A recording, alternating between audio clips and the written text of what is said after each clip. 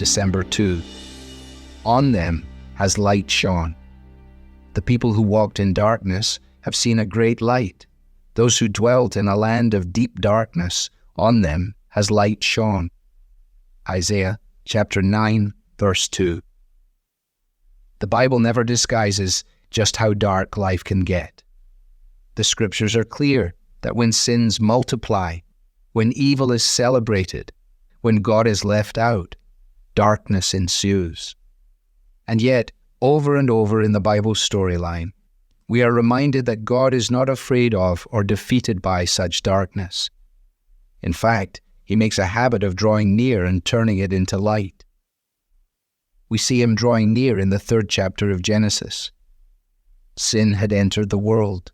The only two people alive had rebelled against their Maker, and they were hiding in shame. It would have been completely understandable for God to have shown up in Eden, dropped a hammer of judgment on Adam and Eve, and started over with another man and woman.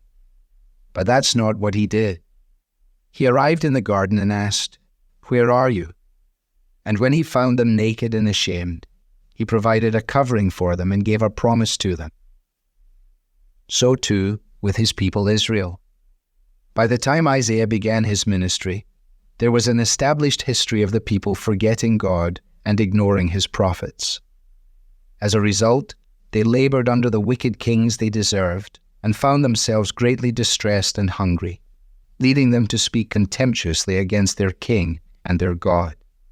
Again, it would have been reasonable for the Lord to have done away with His people at this point, leaving them to experience the distress and darkness, the gloom of anguish, without hope or future. They didn't want Him. Why should He have stuck around?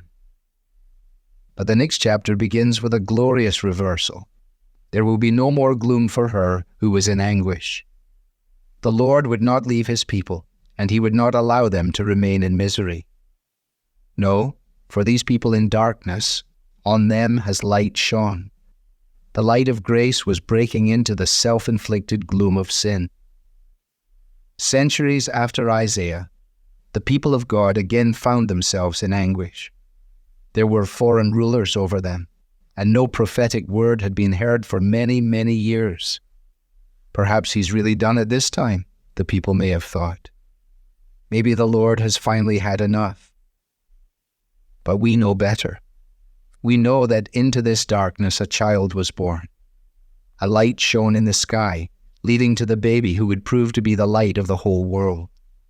The question for us this Advent season, and in any season, is whether the light has dawned in our own hearts, or whether we have let the darkness of sin creep in.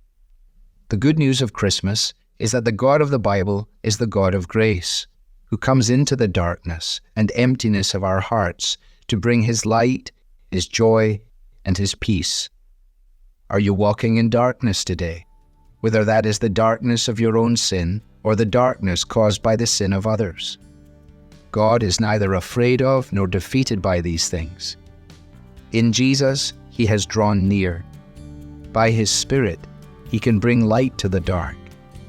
Look to Him and walk in His light.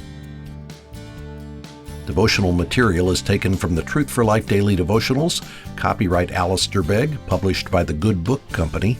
This reading was digitally created for Truth for Life and is used with permission. For more clear, relevant Bible teaching, visit truthforlife.org.